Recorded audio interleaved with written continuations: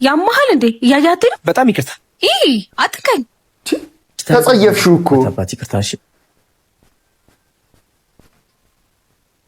ሄሎ ወንድሜ።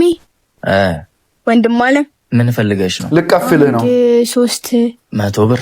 አዎ ጎፉድ ካፌ ነኝ። ነይ። እሺ መጣ።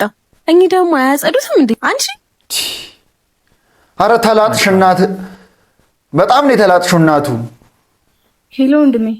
ሄሎ ደርሻለሁ። ወደ ውስጥ ግቢ። አንዴ ባኛው ቤት ሆኜ ነው። በቀደም ፎቶ ያሳየውሽን ልጅ አየሻት? አዎ አየኋት። የተዋወቅሻት ጠብቅኝ። እሺ እስከዛ መጣው። እሺ አሁን በእርግጠኝነት ታበሻቅጣታለች። እግዚአብሔር ይስጥልኝ።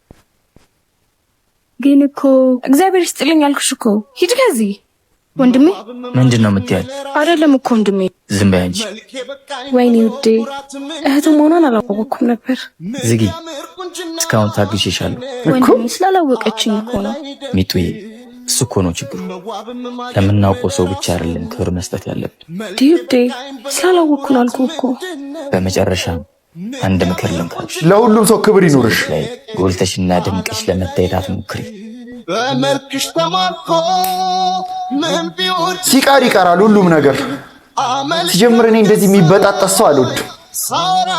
ትህትና ከሌለው እኮ ሰው አንተን ራሱ ነገ ስትወድቅ እንደዛ ትሪት እንደሚያደርገ ማወቅ አለብህ። አንተን የሆነ ደስ ብሎት ምናምን እየሳቅ በፈገግታ ሁሉ ትሪት እያደረገ ያለው አንተ የፈለገው ጥቅም ስላለ ነው እንጂ ያጣ ቀን ወይም ደግሞ ከአንተ የሚፈልገው ነገር የቀረ ቀን እንደነሱ ሰዎች አበሻቅጦ ነው ከህይወቱ ነው ያስወጣ። ስለዚህ ከእንደዚህ አይነት ሰው ራቁ።